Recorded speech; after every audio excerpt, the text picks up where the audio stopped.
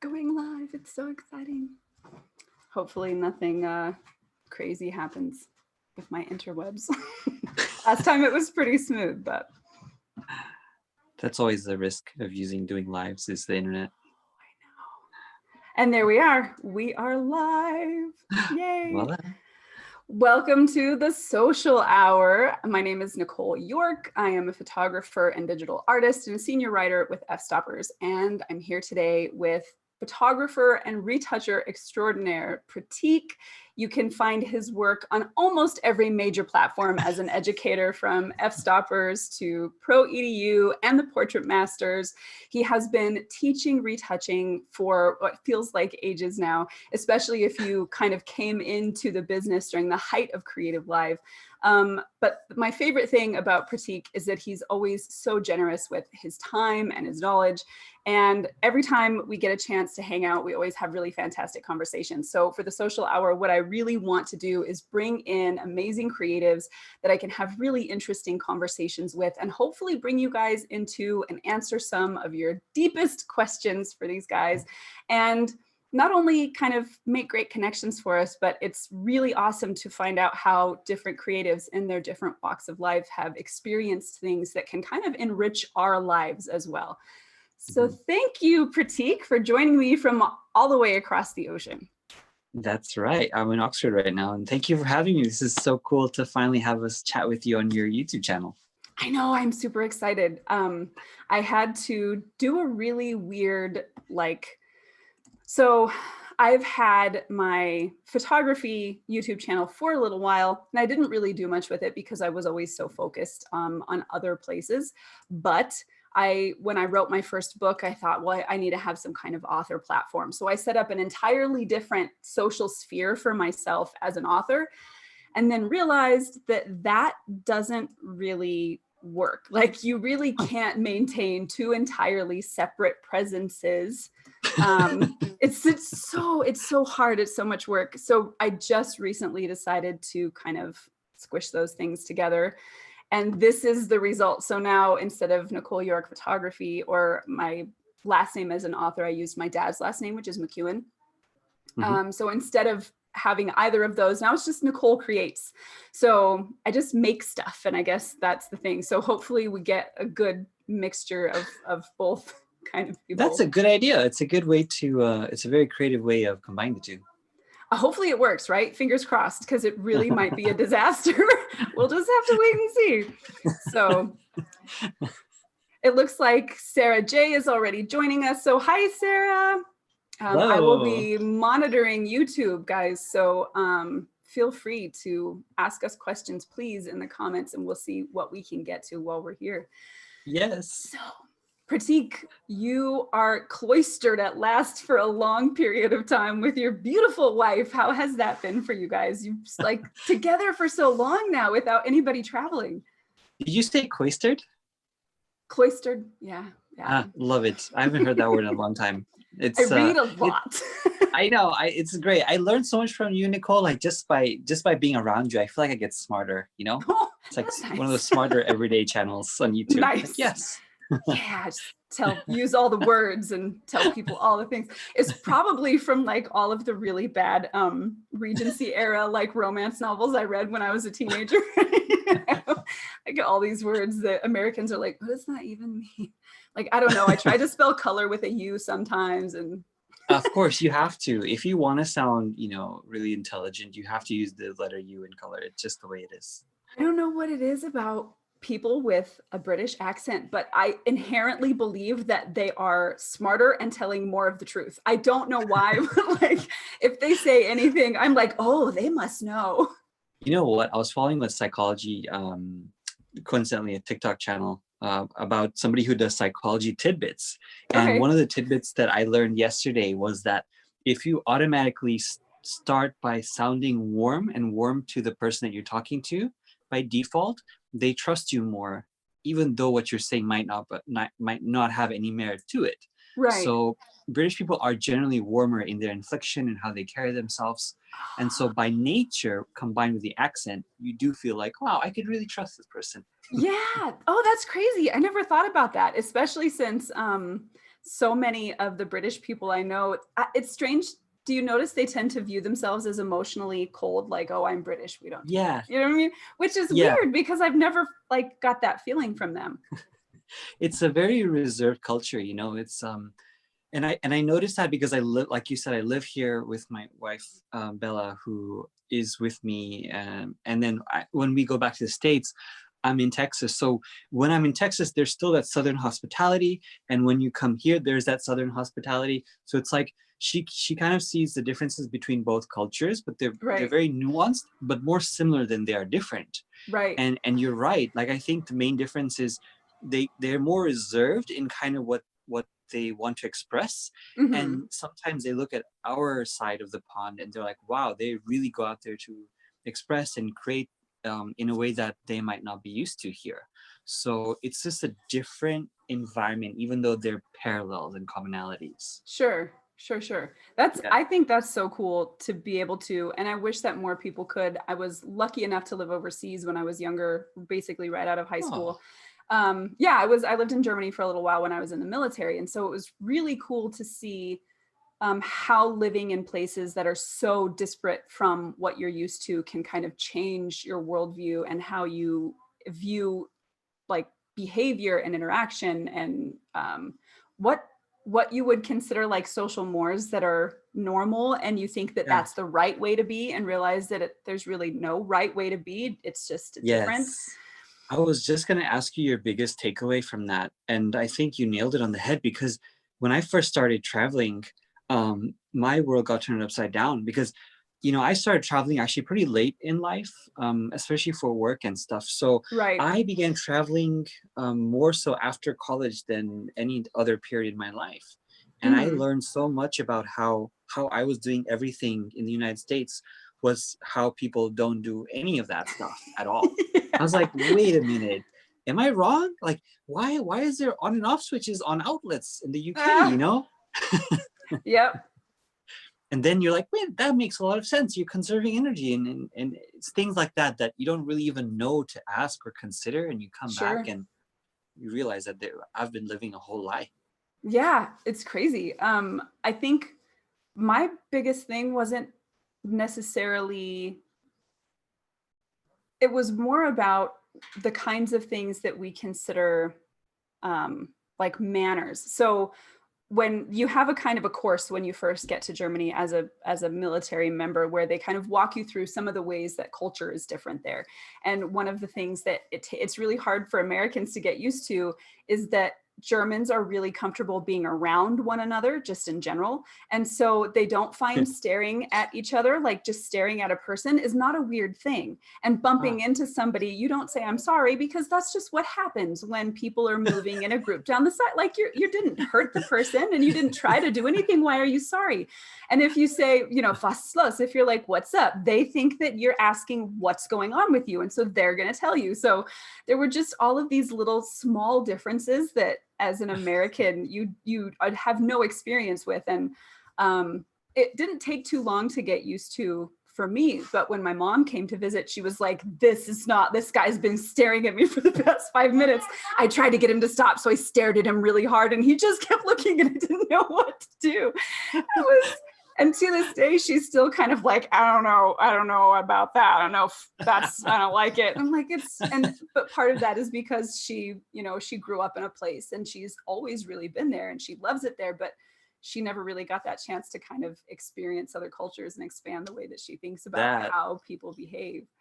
that's exciting. I want to come and see like what your mom's interaction was, because I think it's so fascinating when you take somebody who has been in a particular culture for such a long time, and then they start traveling for whatever reason, and then being in these environments, this culture shock of realizing, you know, how they did everything may not be how everybody does stuff. It's such a funny reaction.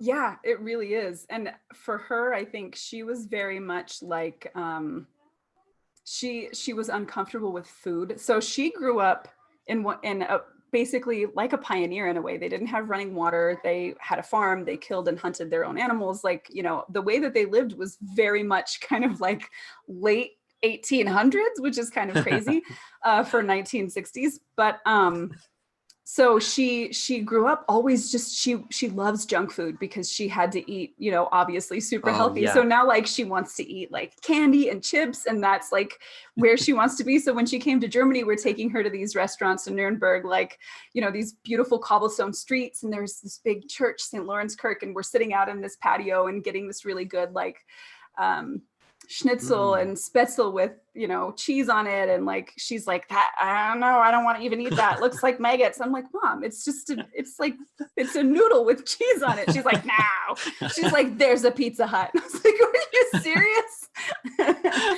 You came here to eat pizza? And she's like, I want, just please give me normal food. Isn't that so funny? I think I used to question what, what McDonald's demographic is outside the United States, and it's still Yeah. Americans. Yeah, it totally is. But they totally are different. Like you can get a beer, and Yeah. the ketchup in Germany has Yeah. damn The it, curry? just curry. Yes, the ketchup has Yeah, curry in it, which is really freaking good. it is really good. The currywurst over there is incredible. And then getting like a doner on the street late at night is like the best late night food ever. That was the other thing. When I went to Germany for the first time, I was used to call them like kebabs or whatever. But then Yeah. they call them donors. I was like, what am I donating? I was like, My monies, I donate my monies for your food. I was like, there's a lot of donation facilities around here, and there was oddly a kebab rotating around the window. I don't know why that was happening, but yeah, and then I was you like, just, wait a second. But the meat is so tasty. Oh, looks like we have Kate Woodman with us as well. Hi, Oh, Kate. And I've heard of her. Yeah, no, who? And Sarah says that the McDonald's in Costa Rica at midnight is like fantastic. I really am curious now, Sarah. What kind of food in Costa Rica do they have? All right, so this is the most funny story regarding McDonald's you might ever hear. And Sarah is probably laughing right now because she was with me in Costa Rica. Yes. It was maybe like 3 or 4 months ago, or a little bit more. And I went there for a workshop, and I was like, Sarah, do you want to come down and hang out for a little bit and assist for my workshop? And she was like, yeah, that sounds like fun. I'll come down. So she came down with me to Costa Rica, and we found out that they had a McDonald's nearly every block or 2 blocks in Costa Rica, in San Jose specifically. Wow. Yeah, it was the weirdest thing. I've never seen a more condensed number of McDonald's in a populace ever, including the United States. And so we were like, this must be really good, right? There's a reason there's so many of them. And I asked the guy that we were with, and I said, why are there so many? Why is it so popular? And he goes, that's just what people go and do, especially at night. So when it's 11 or 12 or whatever, people go to McDonald's and they hang out and just order off the menu like regular people do, I guess. And then they just like regular folks. McDonald's, yeah, at midnight. And so I think one night we were having drinks, and it was so delicious, and everything's delicious and lovely there. And so we were getting drinks, and we were like, I think we should just go to McDonald's and get fries. And so we went to McDonald's for the purpose of getting fries. Right. So instead of getting fries, we ordered like a whole like 3-course McDonald's meal. Like, where's those apple pies? Yeah. And we were like, we got to have this to compare how the fries taste here versus the fries back home, and the sandwiches and all this stuff. And it was crazy. It was the same thing. I mean, there's no real big difference, but It was just like the weirdest McDonald's experience that we've ever had. We had McDonald's for a long time. I mean, I haven't had it for maybe 7-8 years before that. Yeah. It's funny how going to a different place can kind of make you like put on hold a lot of your like, oh, I never eat bread. I'm in France. I will eat all the bread, I'm gluten intolerant? No. No, not anymore. That was sorry for everybody sharing my hotel room. You'll just have to live with the consequences of my actions. Yes. Oh, that was the other thing. Going to abroad and seeing the showers and how there's sometimes really no barriers between shower and hotel room. Yeah. I was like, what are we going to do? Like everybody just stand outside for a little while.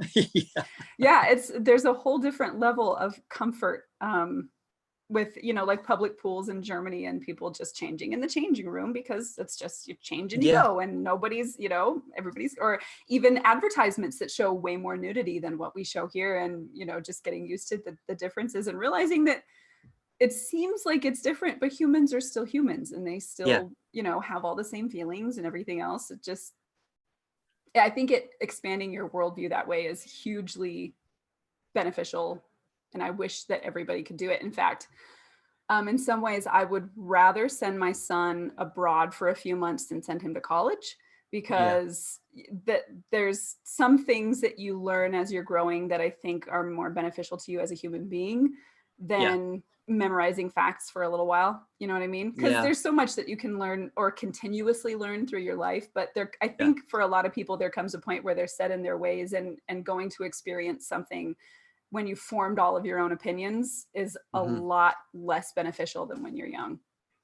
So true. I feel so jealous of the people who got to do that.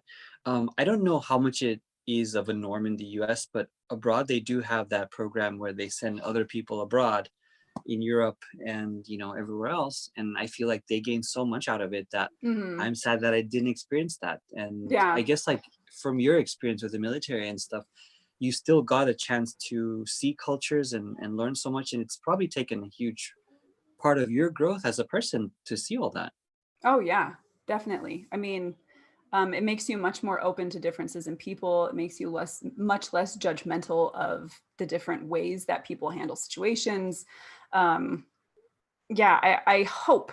I mean, it seems probably arrogant to be like, yes, it's made me a very good person. Thank you very much. But I feel like it definitely has expanded like my horizons, you know. You have my affidavit. Don't worry about it. Yes. I'm just going to tell everybody now. I'm a good person because Pratik said so.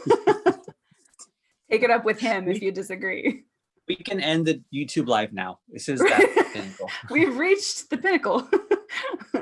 So you mentioned college. What did you go to college for? Oh, interesting. I went to college for hotel management. Really? Yeah. And so naturally comes to, as you might not come to no surprise, but like the service industry, I think for me was interesting. I thought it was something that I was going to do in a different capacity than I am now. Sure. Because my parents at the time, or my dad at the time, they ran a motel, basically. Okay. It's like a 50-unit Best Western property. Sure. And they owned it. So the idea was that once I graduated college, I would probably take the skills that I learned on how to manage the property and kind of take over the hotel or the motel. Right. But that didn't really pan out too well because he ended up selling it. Thanks, Dad. Yeah, I was like, after all that time and effort. And so I was like, I don't really know if I want to do this anymore. And I had a marketing minor as well. And I went to, I did that because I thought marketing and like psychology was very interesting. So I bundled that together and learned a little bit about that while I was going through college. But when I actually finished college, that was when I simultaneously was retouching and wanting to also pursue a profession full-time as a retoucher. Okay. Yeah. Okay. So that's actually, Kate said, hotel management. This all makes so much sense now. And I mean, I can kind of see it because for people who haven't gotten to meet you in person, you have so much like warmth for people that you're meeting like for the first time, or I mean, not just for the first time, but there's definitely this sense just of like, the first time. Like, yeah, after that, I mean, it all goes downhill, but I can like definitely see, right? For like, man, this is the third call. But I can definitely see like you definitely have kind of a people-centered way about you that makes a lot of sense to kind of think of like if things had been different and you had gone that route, probably the best hotel manager there ever was. I mean, I would have won awards, you know, like the whole night. Yeah. Had them all stacked, those little pretty glass cases and stuff. Like Jordan, just like hanging on the walls. That's me. I serve really well. That's right. I think that honestly, though, that's something people don't take advantage of as much as they should, because your ability to deal with people makes such a huge difference to how they respond to you and whether they want to like invest in you as a person. Yeah, true. Just like we mentioned before, you know, like if you're warm as a person, and if it's very natural and Right. something that is honest, then, you know, people do tend to gravitate towards that initially. And funny enough that you mentioned that, because I struggled that for a really long time. I didn't know why people even wanted to talk to me. If funny, you know, as I say that, but I was like, why is it so easy for people to talk to me? Is there something I'm doing? Is there something I'm saying? But I did end up finding out that if you're just nice, apparently a lot of people aren't nice, and that's sometimes all it takes. Just pretty So crazy. be Like nice, the people. bar is so low, guys. Just be nice. So that's really cool, because so you start retouching, and then like seeing now toward at least where you're at in your career right now, a lot of the things make sense as far as like, you know, having some management background and then some marketing understanding as well. And you are able to kind of create, even in your online interactions and stuff, there's still that feeling of openness and warmth. And like, I think that it makes a lot of sense that people gravitate towards wanting to learn from you, because I feel like that translates really well. So when you first start, so you first start retouching, how does it come about? Like, how was your path from first playing in Photoshop and like taking pictures and making them pretty to like teaching and, you know, what was that process like? Yeah. So I think in the beginning, I actually started as an artist, and I say artist in quotes because I honestly sucked at art. Like I couldn't draw like you can. You are a real artist. Like you can draw, and don't be modest. Okay. It's fine. Just accept. It's okay. And so, you know, like when you look at your work, as a kid, I used to look at artists and say, I really want to do that. I really want to take a pencil and draw. And I had the best like ideas that I wanted to do. But then what Yeah. happened was when I finally got that pen and paper and started trying to draw, I physically couldn't draw from my imagination. Like Right. I just couldn't do it. There's just some block in me. But I was really good at tracing. Like I could trace anything. Line art should have been your job. You could have been a line artist for days. Oh, that's inspiring. I never even thought about that Oh actually. yeah. Mm-hmm. Yeah. Okay. Well. So you can trace anything. And Yeah. And so I love the act of drawing. I love the motion of it. oh And sure. you know, I love to take like Dragon Ball Z and then draw those figures. And that was one of my things that I like to do. And in high school, I went through all of high school like that. I obviously, you know, could look at stuff and draw it by looking at it. But in terms of imagination, I had a really difficult time. And so my first soiree into Photoshop was in high school. I had my first class called animation, Mm-hmm. and did something animation and something, but it was digital animation. Right. And in that class, they taught us how to use a program called Jask Animation Shop. And it was kind of like how people make GIFs, you know? We were making memes before we knew what memes were in that class. And that got me really inspired to transition this whole medium of physical drawing to the digital side. And I said, this is the future. I have layers. I can erase, and I don't have to, you know, have eraser crumbs everywhere. This is great. Like, this is fantastic. Fingers all gummed up from gum erasers. Yes, the crappy ones. Ugh. And so in that class, they taught us how to use Animation Shop and then another program called Paint Shop Pro. By the same company. Did you ever play with that program? Do you remember it? I remember it, but I didn't even have a computer through high school. We had like a really, really old Apple computer. You know, when it would print, it still had the little roller things on the side, you had to peel them off. Yeah, that's what we had at home. It didn't even connect to the internet. And then in school, I think we didn't get like fancy like Macs, like, you know, with the kind that had the colors on the back and stuff. We didn't get those until I was graduating high school. So that's okay. I didn't either. Yeah. I never got those. I just looked at people who had them like, oh, they're so lucky. I know. Yeah, no. So we didn't have that. My first real experience with like digital, any kind of manipulation was actually in Photoshop. So it was like Ooh. Elements something. Yeah, back in Yes. 2008 maybe. Okay. And they still make Elements now, which is Yeah, interesting. Yeah. yeah. And so yeah, this was back in high school, and so I graduated high school in I think 98. Oh Hmm. no, 2003. Sorry. I was like skipping 4 years. You graduated in 2003? 2003 high school, and it was the year 99 or 2000 that I actually took this class, and in that class I used PaintShop Pro before Photoshop. Okay. And so I opened Photoshop in that class thinking this program is so freaking boring. This is such a boring program. Who uses this? Why don't you just use PaintShop Pro? And now And then you live your eventually, life in it. I know. And then eventually I transitioned from using drawing to learning Photoshop in that class. And then from there, I picked up photography simultaneously and started Hmm. shooting beauty. And retouching happened because I realized, photos are not just beautiful right at the camera. You have to actually manipulate them. And since I already kind of knew Photoshop from that class, I applied it and I said, you know what, this is fun. This is like tracing again. I can just trace over the people's faces and make them look My good and get paid favorite money thing. for it. I love that. So then I became the best tracer possible. And I was like, you're not gonna out trace me, buddy. You're like, I've been practicing my whole life for this. Yeah. So that's kind of how that happened. Nice. So then, first, let me grab some of the comments here because people they are cracking me up in the comments. I'm like listening and then trying not to laugh at some of the stuff our commenters are saying.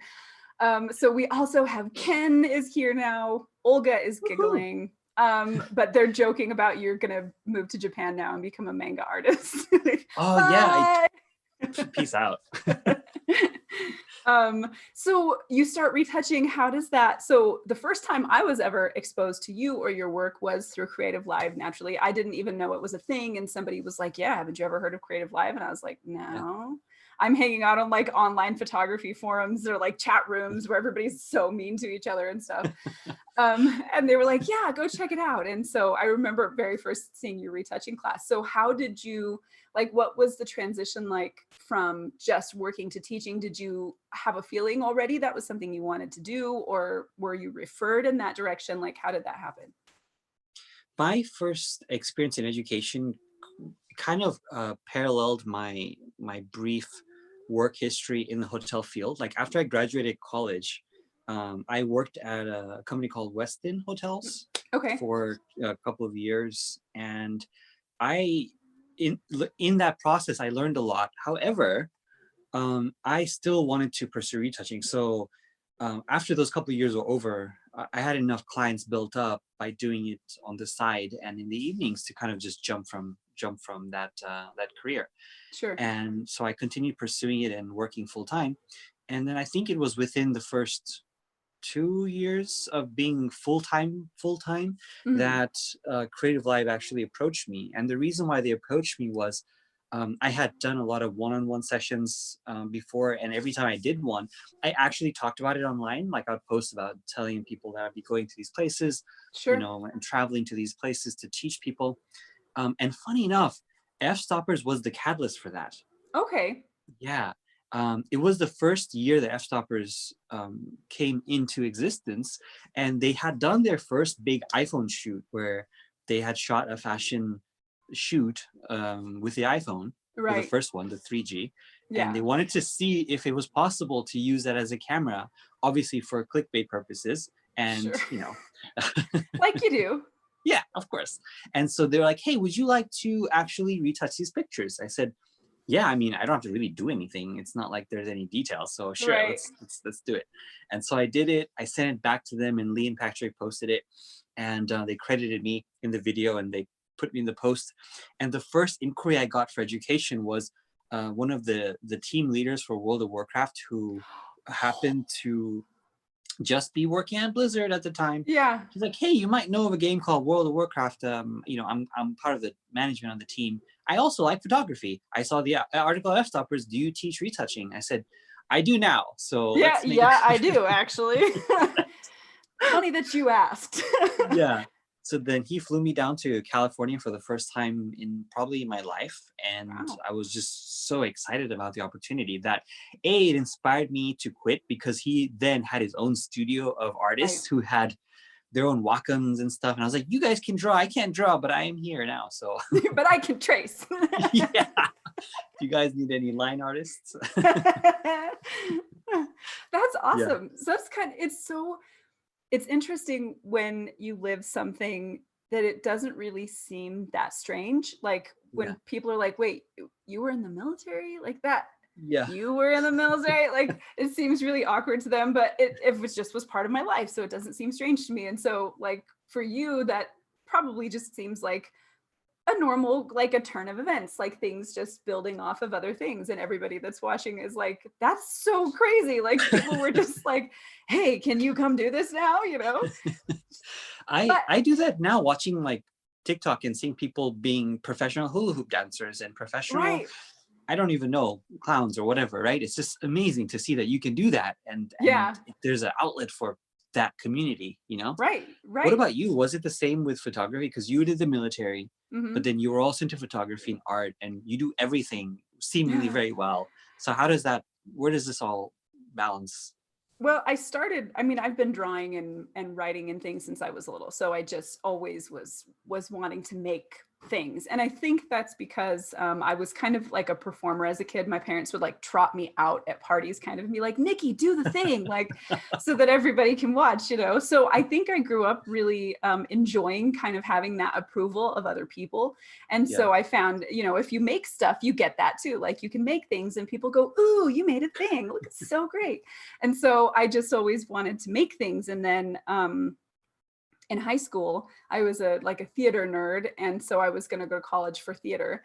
But we also were never very well off. And I went to a really tiny school, which was good in a lot of ways because it gave me some great experiences, but also kind of lacked in, I didn't really, a lot of the things that people maybe who come from a bigger town take for granted as possibilities in your life don't really seem like possibilities when you kind of don't have those avenues. So I didn't even really actually realize that I could get grants and things like that. Mhm. I figured in order to afford college, so the place I got a scholarship to was about $15,000 a year just in the tuition. And I Wow. was like, there's no way I'm going to be able to go to school full time and work and pay for that. So I was already a reservist in the military. I'd actually gone in my junior year. So I went to basic training the summer before my senior year. And um, that was going to be kind of my way. Like I was going to get the GI Bill and that was going to help me pay for school. And then I would just be a reservist on the weekends. And then when I was actually the summer after my senior year, I graduated in 2001. I was in San Antonio training when 9/11 happened. So that whole experience kind of pushed my friend and I, who was with me at the time, we're like, we're going to go active duty. Yeah. So go active duty, get to Germany. I actually met my husband over there, had my first baby right before the invasion of Iraq. My husband and I were part of the same brigade combat team, and we were supposed to go together. So my 6-month-old would have had to fly home and live with my parents while both of us deployed. And it was really, really hard to come to the Mhm. decision to get out at that time and take care of the baby instead of, you know, deploying, because I was a medic, which meant I should have gone and taken care of my people. Mm. And that was probably the hardest decision I've made in my entire life. Wow. But my first sergeant was like, look, right now your family is serving the country 200%. And it's okay for you to care for your family Yeah. during this time. So that's what we decided. And it turned out to be for the best because my husband was in some really difficult places and there was a lot, it was OIF too. So there was a lot of really Mm. a lot of violence. And so it made it easier for him to focus on what he needed to, knowing that I was safe. So in the end, it was good. But being a mom, I had to stop. And I was by myself. I had to stop a lot of my artistic pursuits. I wasn't really drawing or writing. I mean, I had the baby, and your identity changes so much when you become a Mm. parent. And Yeah. it wasn't until just before the birth of my second son that I a friend of mine was like, well, why don't you just try photography? And up until then, you know, we only really had film cameras and you just took pictures for fun. And sometimes you posed or whatever, you modeled for your friends, but it was never anything serious. That's and why I you're had so a good at little, modeling. no, no, no, no. I'm just a ham. I can't get in front of the camera without being like, you know? And that comes from a performance background. So I literally can't help myself, but so it started with like most people where you're like, oh, take pictures of the kid and look, it's a bee and there's some cool power line shapes and like you take pictures of anything. And then I started getting that approval feedback that I had been lacking since I was younger, which was, oh, this is really good. Good job. So as a mom, when you're home by yourself, and we decided I was going to stay home with the kids, having a place to gain that approval from is kind of a big deal, because rarely does anybody ever say, you're doing such a good job as a mom, and your kids are not like, thank you for disciplining me, mom, So having an outlet for that was a really big deal. And already kind of being an artistic person, it felt really, really good to have people tell me that I was doing a good job at something. So, and then of course, once you start doing that, like I'm sure you experience, people are like, well, can you do that for me? Like, can I pay you to do that? And of course I'm like, monies? Yes, I would like the monies. So you start doing family sessions or baptisms or whatever anybody hires you for. And before long, I was like, oh, I really don't want to edit these. Like there was just no inspiration in it, no fulfillment in it. And so I thought, well, what do people do that is more artistic on the photography side? And then I was like, oh, well, you can do really cool stuff with fashion, and you work with these really fantastic models, and you can do cool clothes and all of that stuff. And so I started like venturing into that arena. And the first thing we did, I was like, oh my God, this is amazing. But it was very, it was much more fantasy. There was like really editorial makeup, and we did crazy things. And I was like so turned on by that. And, but then I started to realize, well, if you really want to make a living in fashion, then there's certain things you have to do. There is an editorial calendar. You have to work with stylists who have access to clothes that actually are on that calendar and matter for that season. And you have, you know what I mean? And all of this stuff. And I realized that there were more restrictions, I think, than what I wanted. I had pictures in my head and I wanted to make those things. So slowly transitioned out of fashion and beauty and then into more conceptual stuff. And then I finally, my little guy hit kindergarten and I started to have more time to do other things as well, like write. And so I started working on the book. And then I am the master of never being able to stop yourself from wanting to do a thing. So I went boom and just did everything I could do. So I'm like mildly successful at most of them. And none of them are like, hey, that's the go-to person if you want to do this thing. It's just like, hey, she does lots of stuff. Pick a thing. I don't know. So not, but can you trace though, Nicole? I can actually. I can't trace. Thank you, Photoshop. Low opacity, new layer. It's a win-win situation. But yeah, so I could use some of your marketing guru skills because I'm terrible at it. Tell me more. It's really bad. Tell me why you're terrible. Because I'm a procrastinator, number one. And I'm like, that's not fun. I'll just make a picture instead. I'm not good at forcing myself to do. In fact, my high school teacher who wrote me the recommendation for the college that I wanted to get into, in the letter, she said, Nicole is very frank. If she doesn't like something, she doesn't do it. I was like, oh, great. Thanks, teacher. I've been skating by in math for my entire life. I think you would actually be really good at marketing, actually. You know why, though? It's because you're such a good people person as well. And most of good marketing, again, comes down to connecting with people. Right. So you naturally have that ability as somebody who can be empathetic towards somebody, who knows, kind of what they're looking for, and likes conversations. So I think that you could be such a good marketer too, just by engaging from the place that you actually enjoy engaging through, Right. That makes sense. And I remember at some point I had watched, I'm not going to remember what his name is, but his whole thing was you need to approach marketing, like you're saying, from a people's perspective, and how you serve those people, and how you can, Yeah. connect and love on those people. And so I thought that was really kind of a fantastic thing, a place to look at it from, especially for somebody like me who's like, no. Because, So it's like we think of marketing as something that there's a list of things to do and you must do that list, and it's boring and it's dry. yeah, But honestly, like I don't have that list. I don't have this, I must do this thing that I have to put out there right now. It's more of a building process. Like my marketing has been over the years, because for example, you still remember my first creative live. mm-hmm.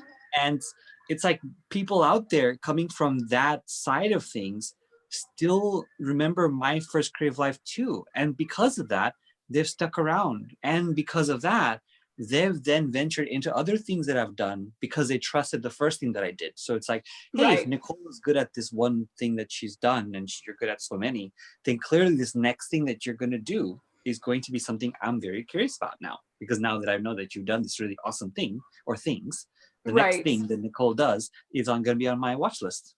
Right. That makes sense. Kate says, can you market without engaging people?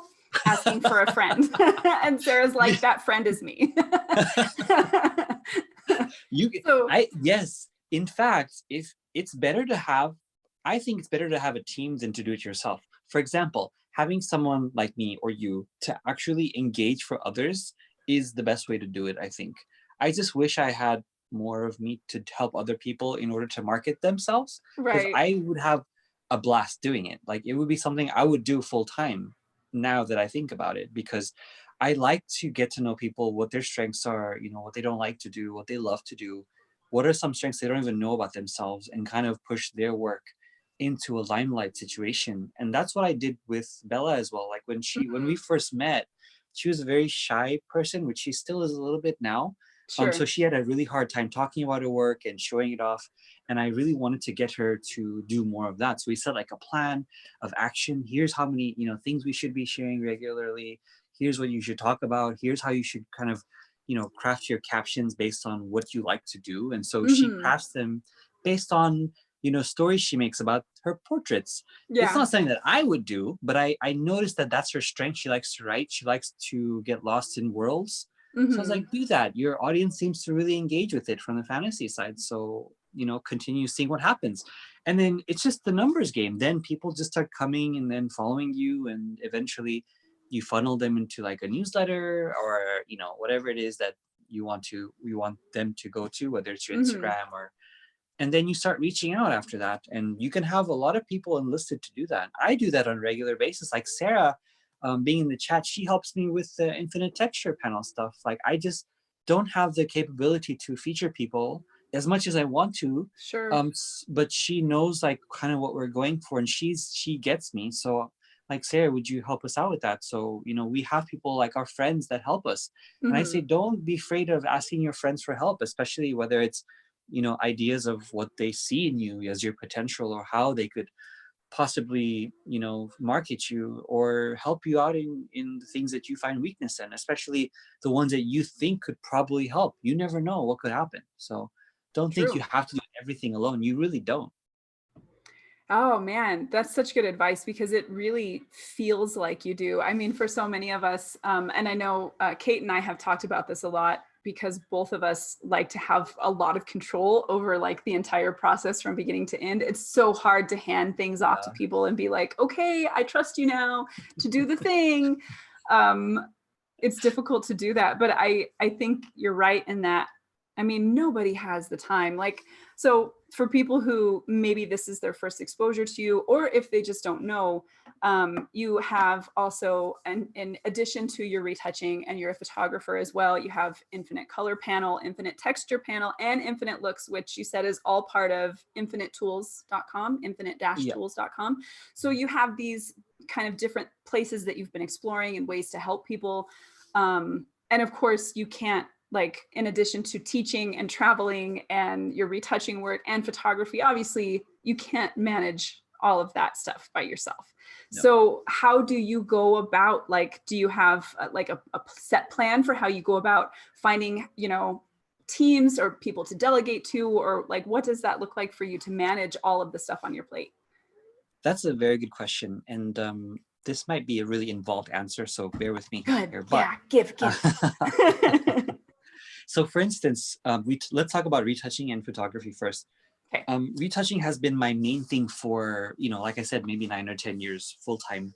And it was actually my full-time thing, aside from teaching, which I did maybe, you know, every couple of months or on the weekends, or that wasn't that difficult. But it got to a point with retouching where the demand became way more than I could manage. Sure. And so, you know, bringing the hotel management skills. So I then had came back into play, man.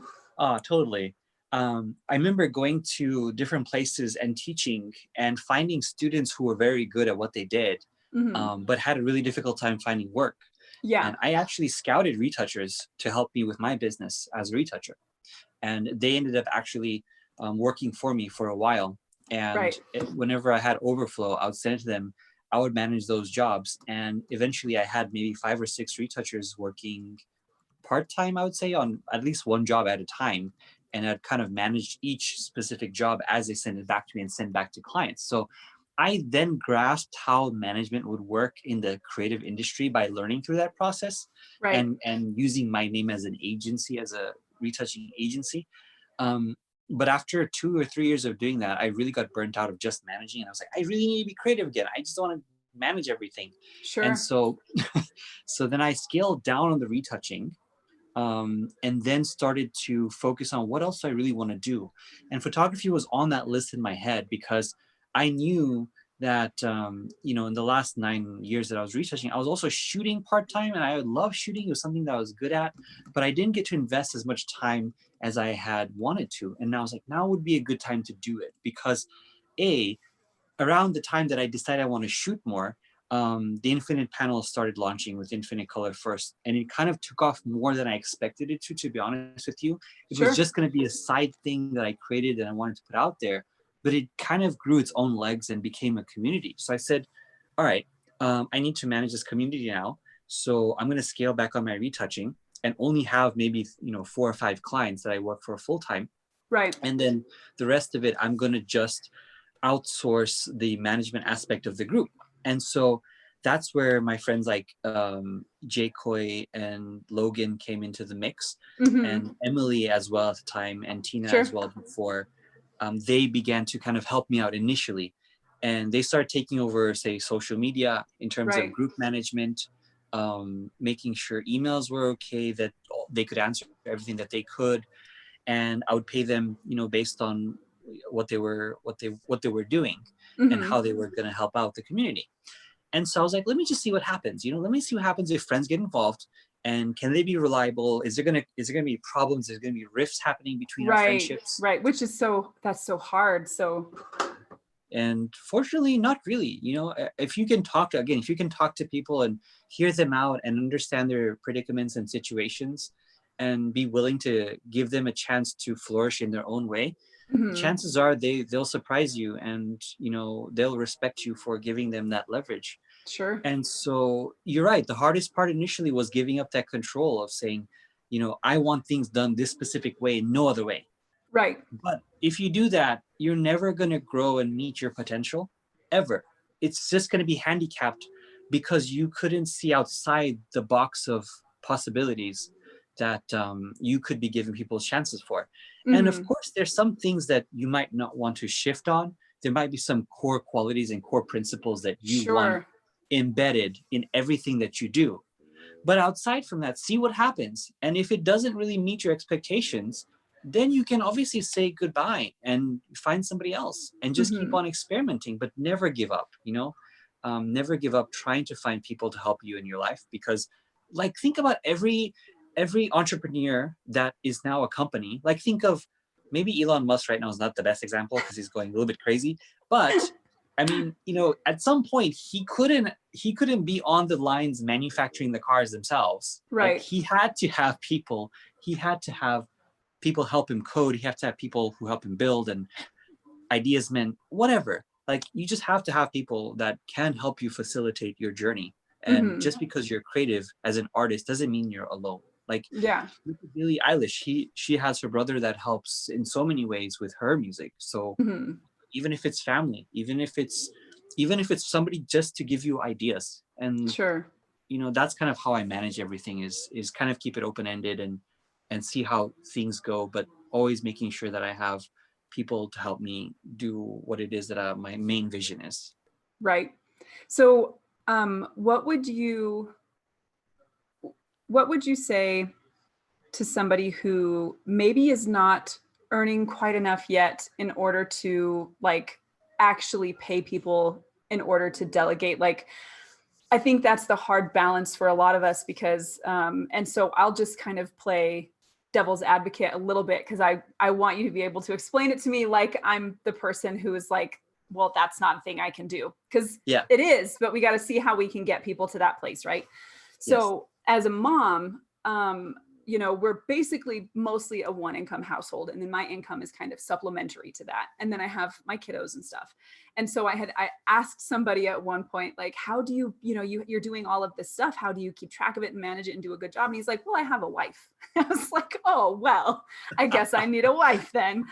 But it can feel in that place like you just don't have the resources, right, to kind of grow yourself to where you want to be. So for those people, like, what advice would you give for them if they're wanting to get beyond where they're at right now and they don't really know how or where they can kind of delegate or find people to help them expand?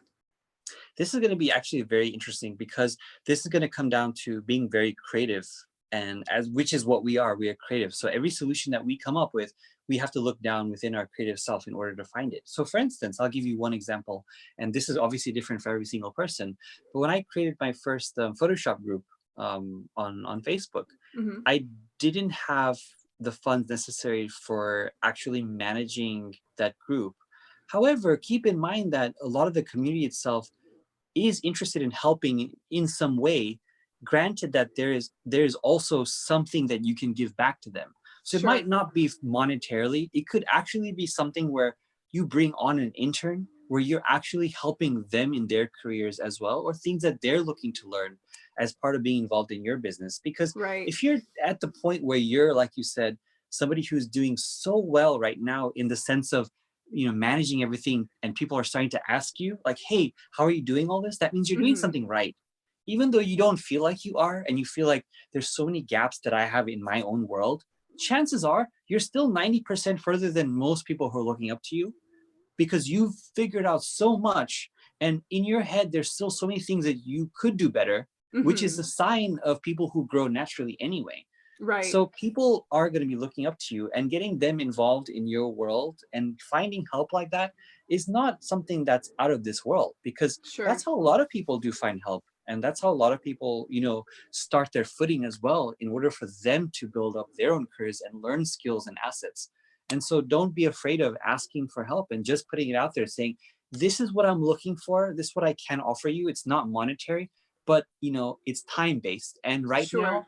I have more value in that to give you than money available, which then Mm-hmm. can then flip over and turn the other way around, where you have more money than the time available. But that's Sure. a different story too. Right, right. Well, and that's hopefully if you get to the point where you have more money than time available, that makes it a lot easier to delegate things that help you Yeah, open up your time, right? exactly. But I love that point because it strikes an interesting balance in two ways. One, it's easy for us creatives to kind of downplay how valuable our time is as far as maybe mentoring or teaching or whatever to people who really could benefit from that, and maybe they're at a place where they're capable of helping you with certain things, but they're not quite where they want to be in their skill set, and maybe you can come in and make Yeah, that exchange for them and say, okay, if you can help me admin this group, I will, I can do these lessons with you a certain amount of times or whatever to get you to a place where you feel like you're really good with stuff. And yeah, then like you said, if that turns into a paying thing at some point, then that's like everybody's done awesome then, right? yeah. But there's going to be people who push back on that and say, well, that's like exposure bucks, right? Like you're doing this stuff for me. You know what I mean? So like, how do you respond to people who would say like, that's like exposure bucks? Like how, you know, how do you handle kind of those conversations? Because, and I'll give this away first. I think that there are definitely times that you should work for free. Personally, I think that there are. I think that there's times when it's really super beneficial for both people. Yeah. If you get it to work with somebody or to a point where you can show what you're capable of and what you can do in order to kind of build that trust and get on board with that person. But then also, sometimes exposure really is a thing. Like there are times when somebody has a platform you could benefit from, that where that exposure does actually matter. So how do you like, how would you help somebody navigate that like emotionally? Because I know that there's a lot of photographers who are like, money or nothing, you know what I mean? You know, it's interesting because I think if your value that you're adding to someone's life is substantial to the point where it's not, what can I say? The best way to put it is this: you can tell when something is sleazy or not. Right. For instance, if somebody comes out of the blue and says, could you please give me, you know, like an influencer goes, could you, you know, give me this thing and I'm going to review it. And, you know, it'd be your honor if I could do it for you. You know, that kind of thing. Yeah. Then, you know, like that's exposure bucks. But right. if you're actually contributing and spending your time benefiting someone else in return for their time benefiting you, then it's an equal exchange of services that, you know, is not necessarily bad, because they again are aware of everything and it's in their best interest and decision in order, you know, to be in your life, and it's their decision. It's not really going to be your decision to convince them. You're just putting it out there. You're not trying to convince them of anything. You're just saying, this is what I have, this is what I'm looking for. Would there be any interest? And I say, don't. And here's the thing: if you're, I guess, emotional about it, try it out first. Try it out once and see what happens. See if the community responds and see what they say, you know? Because I think more than likely people who are very sensitive to it are also really sensitive to other people's needs naturally. You know? And so if you just put it out there and see what happens, you'll be convinced that it's something that people would be responsive to. I love that. And Ken said in the comments, it's kind of a trade versus exposure, right? Like exposure is one thing, and then trade is another thing. And it's, I mean, trade is where we got our monetary system in the first place, right? Like you have something of value, I have something of value. And if we're exchanging those things, it's basically like me giving you money for the thing. It's just now you're getting a service or maybe a good in return for, you know, this thing. So hopefully that'll help people bridge that gap a little bit if they're feeling like, well, I want to expand, but I want to be able to pay people, where there's a good chance that you can, just maybe not necessarily in the traditional ways that you're thinking of. There's a lot of ways that we can help each other, right? So and honestly, those things, and they might not believe it, but they're much more valuable than money is. And because they bring in the money. Those things they learn bring in so much. So, you know. Yes. This is something that I've kind of, I write articles sometimes, and I will keep bringing up networking and the importance of building relationships, and not mercenary relationships, but real, equal, valuable relationships with people. And it never seems to strike home the way that I really want it to, for people to realize how much these relationships affect the trajectory of your career, not only in, you know, having people there to kind of build you up or help you or assist you or whatever, but in the way that you're able to learn more about yourself or grow as a person, grow as an artist, continue to build this network, because you never know when you're going to be able to do something for those people, or when those people will be able to do something for you, or even just the value of those personal friendships on like a personal fulfillment level. All of that stuff raises everybody up. Right? Yeah, that's so true. And also, to add to your topic, it reminded me about something, and it always stuck with me about how you should never do something as like as a credit. You know, you should never do something expecting it coming back. Right. I always see that mentality as well. Like, oh, I helped, you know, them do this, therefore I can't believe they didn't help me do this. Don't do that. Like, be genuine about what you want to do and what you're trying to help offer, because otherwise you'll be so bitter because you feel like you're owed this thing just because you spent your time doing something. True. I didn't come on this interview going, all right, Nicole's going to come on my interview next week. You know, it's not, I just wanted to do this. So I did, and I really want to help people. So I do. And that's kind of what it should be, as simple as that. Yeah.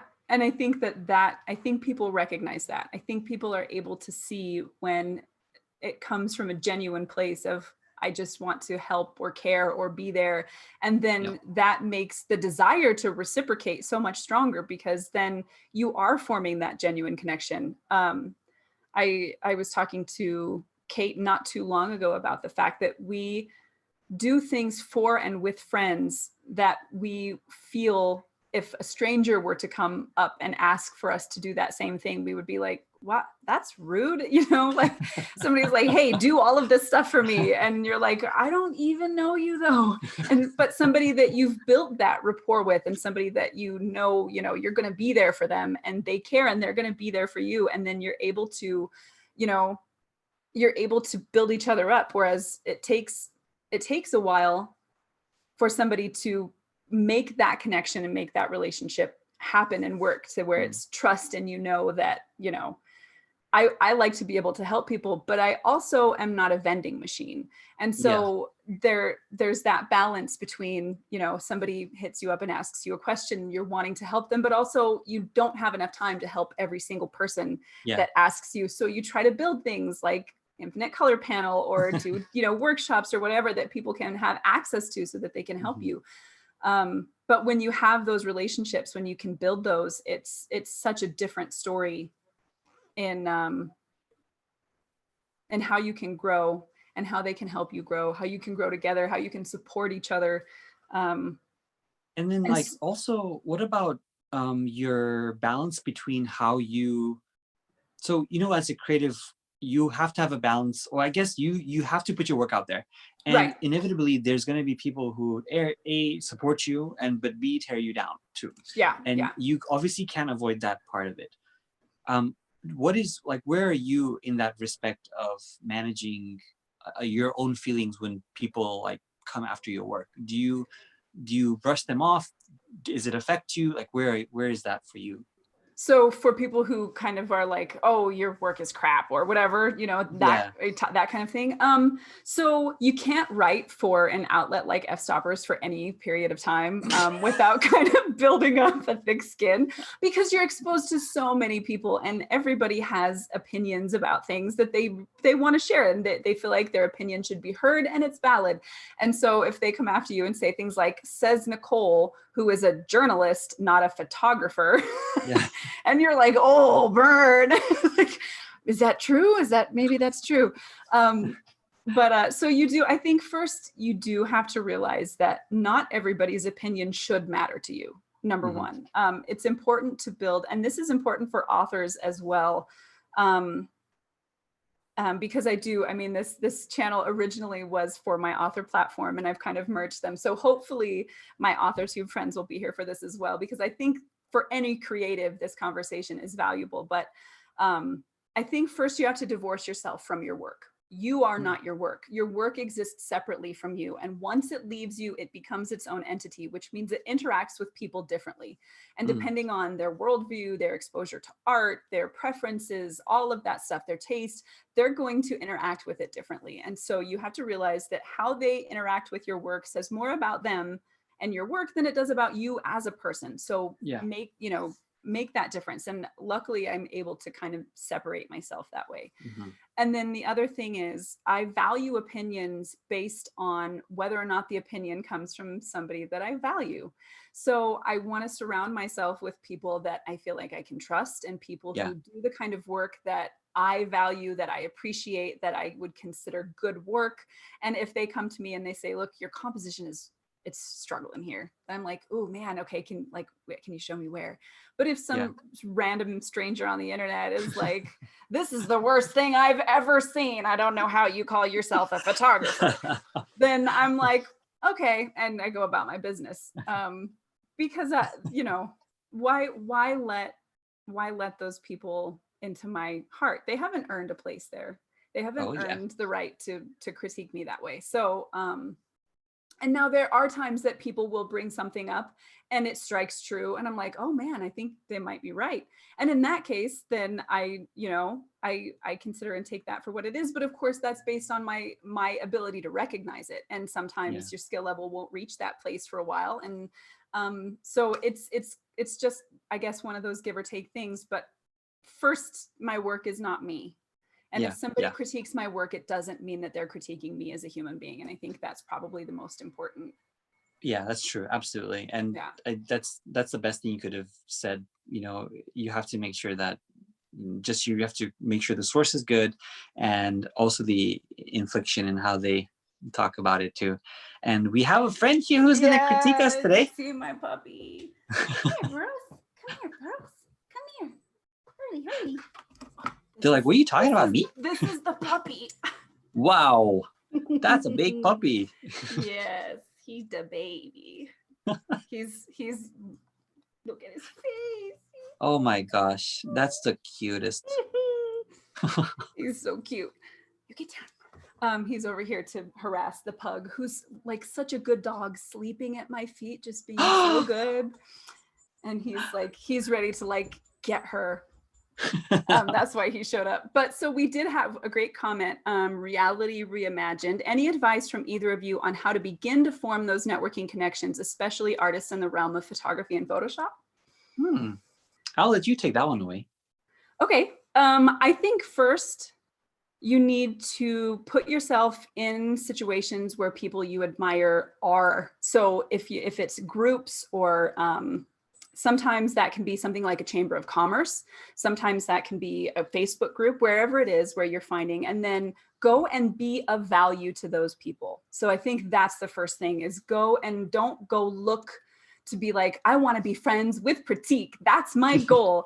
The goal should be, I want to go and be a valuable member of this community. I want to help. I want to do, you know what I mean? Go and be truly, honestly, try to form those connections. And then I think if that's your actual intent to be of use, then your attitude is going to come across to certain people, and those people are going to recognize that, and just those connections start to build naturally. So if I could trace our friendship all the way back, it happened. I was just going to ask you that. Yes. So it happened because when I was in Washington State, I was in some of the same general groups of friends as Kate Woodman. Yeah. And so Olga Tinyanin, boudoir photographer, Portland, Oregon area, go check her out. She is actually basically my sister-in-law. And I was going to go down and visit her, and we were going to shoot in her studio. And I had said on Facebook that I was going to do it. And Kate messaged me and said, hey, maybe we should get coffee. I'm in that area. And so that one quick conversation then built up a friendship between Kate and I. And then when I decided to go to my first convention, we were all going kind of as a group. And so Kate and I went together, and then I was introduced to friends of hers and friends of friends. And it just kind of slowly built up the community of people that I know now.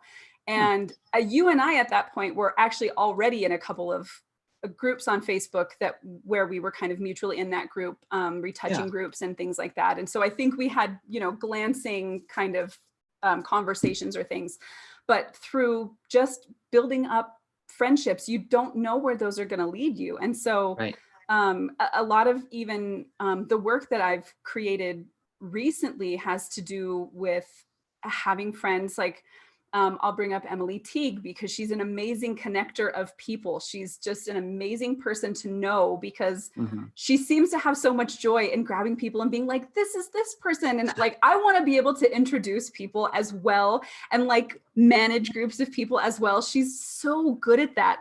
It's one of those qualities that is super rare, but you recognize that in her immediately. And just building up those friendships, even from really small places.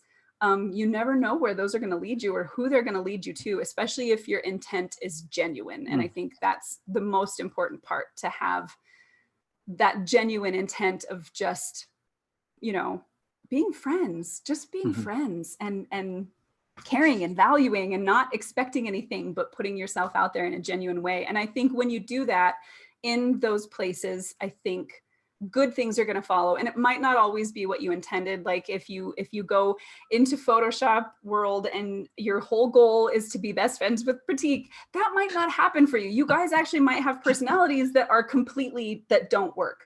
But there might be somebody else in that group who is like, man, this person's work is cool and they're so friendly and helpful. I want to hit them up and see if they want to come teach a workshop at my studio. Like you never know if that might be the thing that happens. So I think put yourself in those places with honest intentions of being of value and of useful to people. And I think that's the best way to go. Yeah, basically just be like a 90s sitcom, you know, just go out there and be friends. Just go be go friends. To local Cheers bars, you know, just have a drink. Where everybody knows your name. Yeah. Did you was your first conference 2 years ago? Was it before PPE in New York.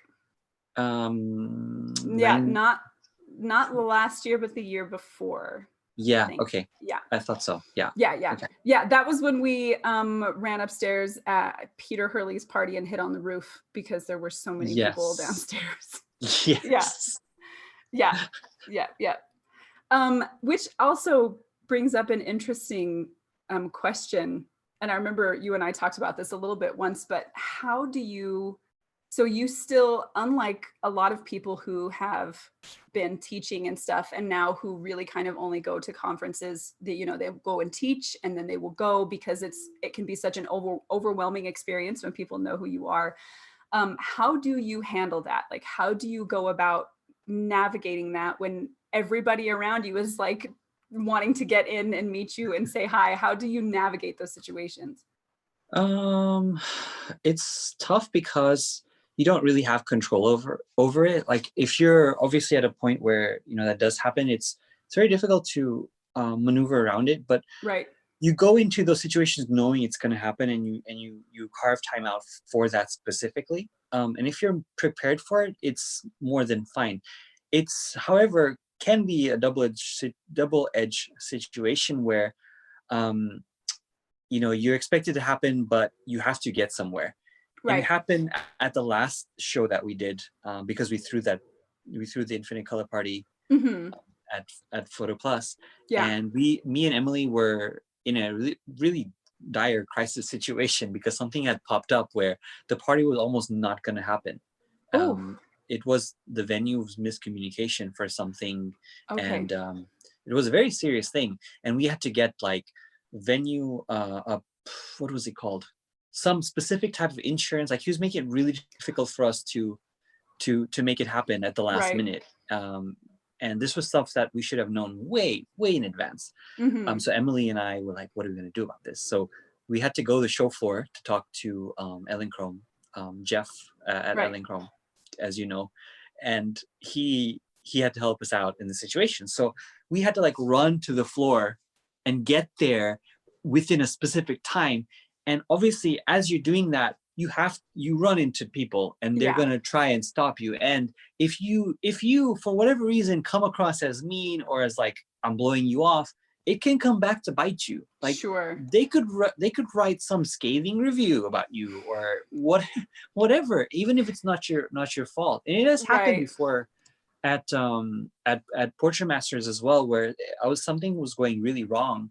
And you could see it on my face. And I just couldn't stop because I had to go to the back stage really quickly in order to solve the situation.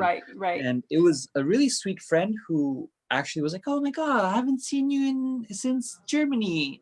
And I was like, "Look, I'm really sorry, but I have to go right now." And then I left. And she obviously wrote me a message afterwards going, "I couldn't believe you had the audacity, this whole thing." I was like, "No, let me explain everything." And they're like, okay, I get it. So, but in those situations, you either, carve the time out for it, you go there expecting it. But there's tactics around it too. Like you can wear certain things to avoid being noticed if you ever need to get somewhere, or you just pretend like you're talking on the phone for a little while and you go. Even then people still try to interrupt you, Yeah. That's a hard one. I mean, I know I've mentioned this before, but I always feel like I want to just walk around in front of you like this, be like, let the man go about his business. But I know, I mean, an important part of that is being able to talk to people and Yeah. let them know that you're a real human being and make those personal connections and stuff like that. So it's got to be tricky to manage, but I have to say, I feel like you do a really good job of it. Yeah, I think I like it a lot too, just talking to everyone and getting their feedback on stuff. Like it's really, really fun. And I go there for that reason, is just to hear what everyone's thinking and actually meet them. Because otherwise you're literally talking to people you have no idea who they are. Right. And you're just hoping that they like whatever you're gonna say next. And that's how it works. And hopefully if it doesn't suck, you get invited to more things. Right. So how do you then deal with when people kind of come for you or after your work? What do you mean? So I'm flipping the same question you asked me. So if you do have detractors, if you do have people who are not impressed, or how do you deal with, because it's when you are exposed to that many people and your work is exposed to that many people, it's bound to happen at some point where people are going to be like, it's not that great, or you know, whatever. So how do you deal with that? In the beginning, it was really difficult because I just wanted to put the best stuff out there, and maybe because I wasn't as experienced enough, I was like, maybe they're right. But then, as you said earlier so perfectly, you know, it really doesn't matter what they say. The only thing that really matters is, do they have the experience necessary to actually communicate something worthwhile? And B, did I ask for that opinion? If I didn't ask for that opinion, they are more than likely just giving to you because that is their hobby. Like that, they enjoy going on Facebook and going blah blah blah. Like I'm gonna tell you everything. Just let me tell you things, because at home nobody listens to me, so I'm just gonna tell you those things. So, I mean, that's what I imagine. I literally imagine someone who, like, nobody listens to them. They don't have friends, but they have to tell somebody something. So it honestly sometimes is a cry for help. Like literally, like they might just be putting stuff out there hoping that you engage with them. You know, so we can't just think like, oh, it's just some guy who wants to just give me his opinion, or some girl or whatever. Right. Sometimes it's literally just they just are compelled because they don't know how to communicate. Some people just don't have communication skills, and that is how they convey that they want to talk to you. So, in a really condescending criticism.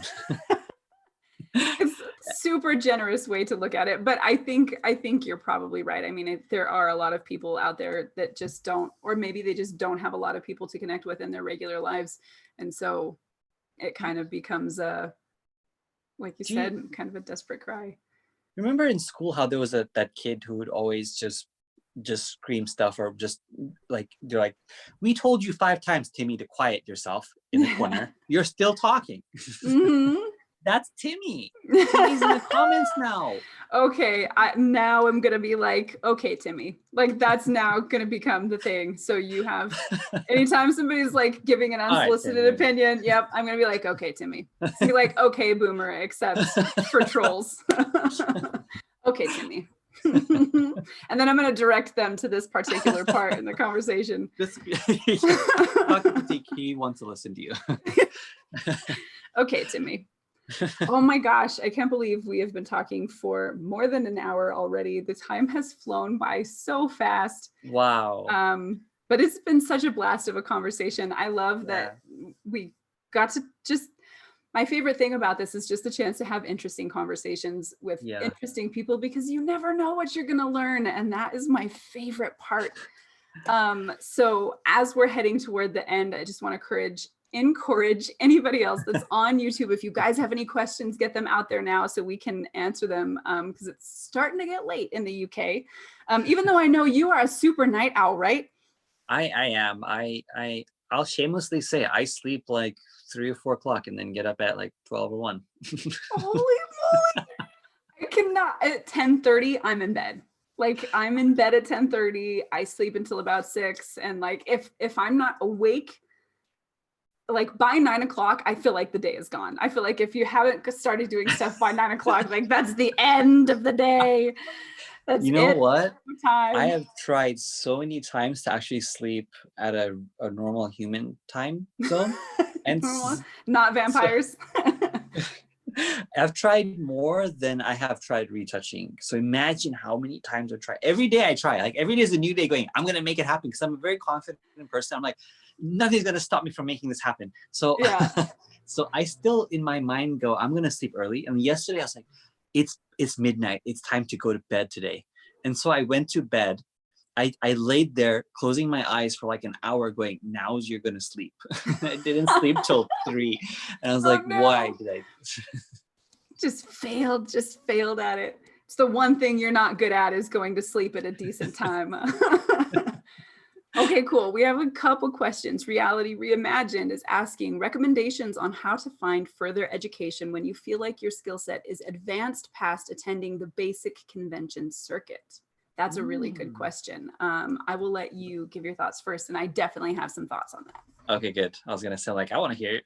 That's, I would say the way that I actually learned most of my quote unquote advanced techniques was actually looking at tutorials of other genres that I had no business looking at, whether it's like boudoir photography or, you know, composite photography, things that I would never really do, because I ended up learning skills that I then could, you know, bring into my own work.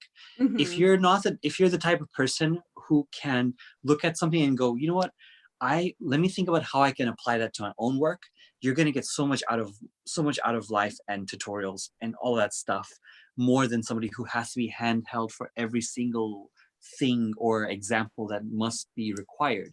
Mm-hmm. So that was number one. Number two, I would say looking at sites like F-stoppers, because, you know, seeing the quality and content that is there, excuse me, I learn a lot because, again, I'm not looking for it. It's just coming to me, and Mm-hmm. I just have an open mind about things, and then I start utilizing it for myself. I think that's really good advice. Um, I would say my first piece of advice is to find people you admire and see what they're doing and find out whether or not there are ways that you can get additional education from them. There are some people who have mentorships open, even though they don't necessarily announce that. And so I think it's always fair to ask somebody, do you offer mentorships? Somebody who's at a place where you feel like you want to be. I think that Mm, that's kind of always a good way to go, because learning from a person, I think, is the ultimate way of learning a thing. I also agree that looking at other art forms, and I would go even so far as to say, learn about, like, if you're focused on lighting and you feel like your lighting is not going to get any better than what it currently is unless you get something else, right? Like you've done all of the regular stuff and you need now advanced classes. Learn how cinematographers light scenes, mm, learn how they build up their lighting, and how, you know, there are fundamental techniques that are different than the way a lot of photographers work. A lot of photographers will start with a key light and then kind of supplement from there. A lot of times cinematographers will start with the base of illumination and where that's coming from and how that's lit, and then build based on things like, this is a character that I'm working with, and how do I display this character? What do I want to say about this character and this scene through the light? mm, So look at different places other than photography to find information. Cinematographers are great, painters are great, other visual mediums, things like, so as I'm kind of quarantined, I'm trying to like buff up my other skill set. So I've been drawing a lot. And there's one technique for drawing that I had never heard of before called the Riley technique, which is basically, let's say if you're building a face, that there are lines of rhythm that connect planes of the face and planes in the mm, body structurally, almost like the framework that you might see underneath something, not a skeleton, but actually rhythm lines. And so mm, as I learn about that and I'm trying to find out how that's going to work with drawing things, it helps you realize that when you're composing something, that there are lines of motion and rhythm lines that play into how you see and how you experience the subject that you see. So look in other areas for information beyond just photography. mm. Um, but those, I think, are the two main things. look outside your genre, look outside your zone, and then look to people who you admire and find out whether or not mentorships are something that they offer. Those two main things. But I will say, and I've talked to people about this before, because the biggest part of education, it's kind of the same as our education system, where you have to teach to the biggest common denominator, which are the people who are still in that learning phase. I always kind of do feel like there is a dearth of classes for those of us who have gone past the point of getting anything from the average. So it would be really interesting to see if we can bring something to the table for people who have already gotten past the point where they're going to get something from those kind of 101 classes and bring it up a notch, because I think that can be so valuable. Even just working with other photographers, find out if you can assist, see the way that they work and see the way they deal with their subjects and how they build up, you know, their set. And that can be hugely helpful. Just watching when we did that shootout for Ellen Chrome, watching everybody else and what their thought processes were and how they put things together. I mean, just seeing John Gress set up his lighting as like a masterclass all by itself. He's had every light in the place and it was each doing something specific. And then some people are lighting more for mood or for compositing or for, you know, so like just. When I saw your lighting setup, I was like, wow, that's so cool. Like, I really loved your lighting setup. I was like, damn it. I was thinking, I remember when we first walked in and we saw that light bar, the bars on the wall, and you're like, I'm using that. I was like, that's mine, that's mine. Yeah. Which is great because you were the only person that did it. Everybody else, you know. I was surprised by that, actually. Yeah, but it's just a great example of how just getting in to work with other photographers and seeing how they approach things can really change your whole thought process on how you work. So do you do mentorships, Nicole? I do. Yeah. Awesome. Yeah, I do. I generally don't announce it because I don't have a kind of a system set up for it. So there's not like a place you can go on my website and do a thing. I should probably set that up, but which door do we knock on to right? There's so many doors. Yeah, I should probably set something like that up at some point because I do, and I actually really like to teach. I get a lot of joy out of being able to help people figure out their way around something, or when people tell me I can now do the thing I've always been wanting to do because I can think about things in a different way. That's like my favorite thing ever. Yeah, so everybody just send Nicole that message, even if you've never done it. Yep, do it. And we have, let's see. Oh, a question surrounding ICP. I love ICP, but was wondering how different it is from ILP. They both appear to address the look of an image. Yeah, that's a good question. So and ICP is infinite color panel and ILP is infinite looks panel. The main difference is infinite looks panel has more color grades that you can look at one particular time. So if you're trying to get from, say, a warmer tone to a cooler tone, you can kind of navigate the image and it regenerates as you kind of, you know, journey through the voyage of the sea of colors, basically. And the end result, again, is just one layer. It's a color lookup layer. So you get one layer on your layer stack and you can't edit that one particular layer. But looks panel also has some controls for making sure skin tones are preserved. So if you find a look you like, but you don't want to mask out the skin, you just use a slider and it recognizes the skin tones and masks it out automatically for you. And it just puts it within the look itself. Infinite color, however, it's different strategy where it goes through color grades one at a time. So that if you're the type of person who needs to spend time with one look first before going to the next one, it gives you the option to do that.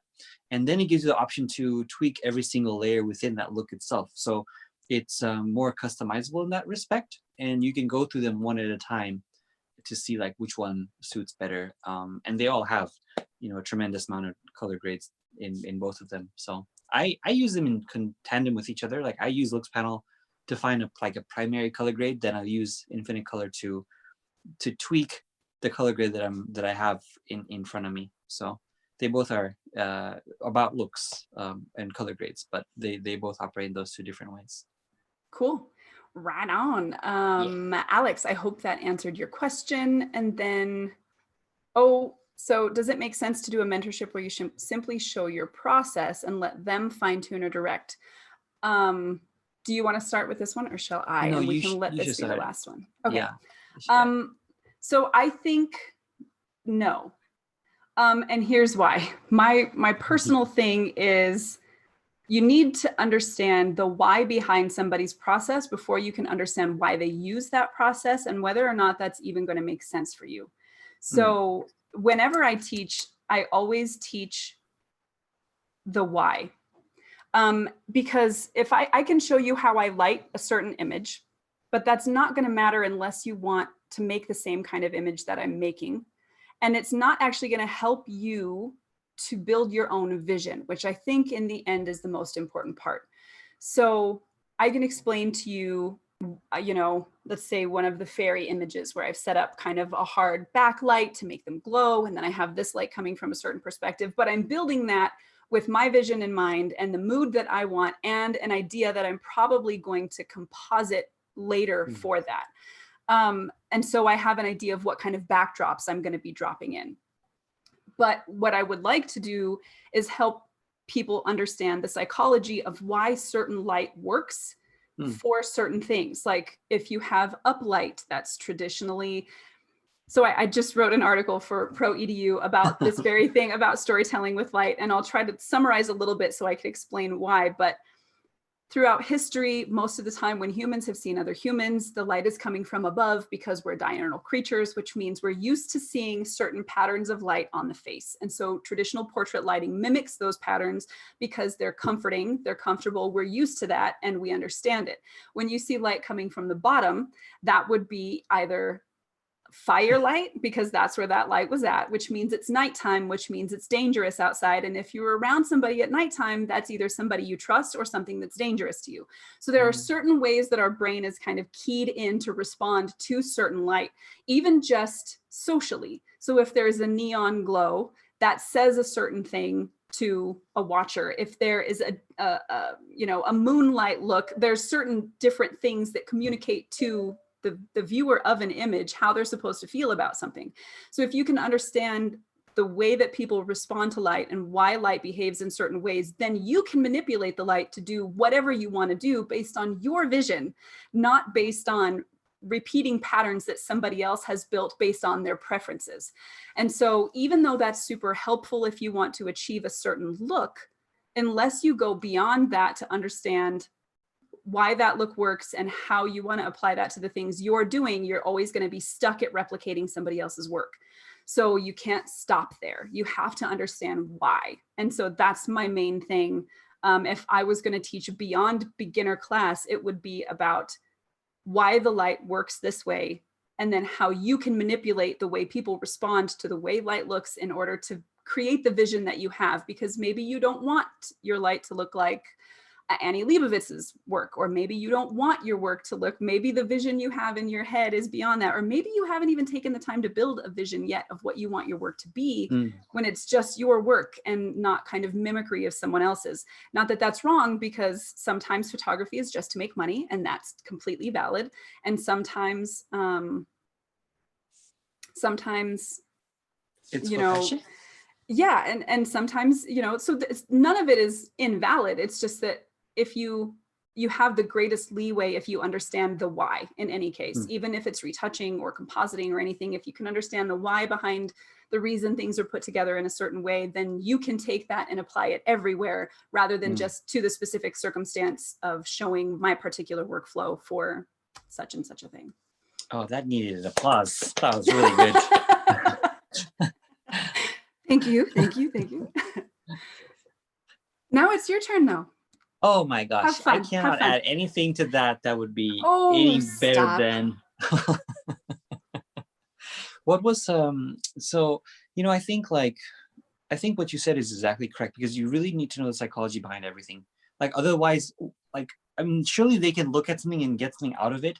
Sure. But it would be minimal, and it would be without direction, and it would be without intent. So it might even lead them to the wrong direction. Like they might be focusing on things that they shouldn't even be caring about, and just worrying themselves for something that they're just wasting their time on. So I agree with you 100%. They really need to really do focus on the psychology and what they're going after to see what suits them the most. Cool. We agree on that one. All right, guys. So if is it possible to shoot my images with a smartphone? If you have constant lighting, yes, it is possible. The camera itself isn't necessarily that important. It's more of what you do with it. And so although a camera is going to have a wide angle lens, and so there'll be some distortion, if you have light you can use, you absolutely can create images similar to mine on a smartphone, especially if you can then go in and edit them. So absolutely, you can do that. Thank you so much, guys, everybody that showed up. And there's some really fun conversation in the comments that's even worth reading all by itself. And Pratik, sir, if you will hang around until after I stop the YouTube, I will say goodbye to you privately, but publicly. Thank you so much for showing up and having this. This was like the best conversation ever. This is awesome. I love this. I think, I hope people actually got to tune into this, and I'll be adamantly telling people to do so because we had such a great time, and I think everyone did too. Hopefully, based on the conversations in the comments, I can't even imagine, but yes, agreed. That was the best. So make sure that you go over to infinite-tools.com if you want to check out any of the amazing tools that Pratik and his team has built for you guys to really work on color grading and dialing in the look of your images. I will have all of Pratik's links to Instagrams, websites, etc. in the comments section in the description below once everything is done. So make sure you check those out, go and show him some love, and let other people know if you thought this was interesting. Please go ahead and subscribe. I'm going to be having other really amazing creatives on in the future to talk about all kinds of cool stuff. So I hope you will come just back. me, right? Well, you're the specialist. That's all. Yes, but I've already dubbed in some really amazing people that are going to show up, and I will be announcing them soon. So if you want to find out, definitely like and subscribe and share if you found it helpful. And until the next episode of The Social Hour, thank you, Pratik. Thank you, Nicole. This was awesome. And we'll see all of you guys later. Bye. I'm stopping the live.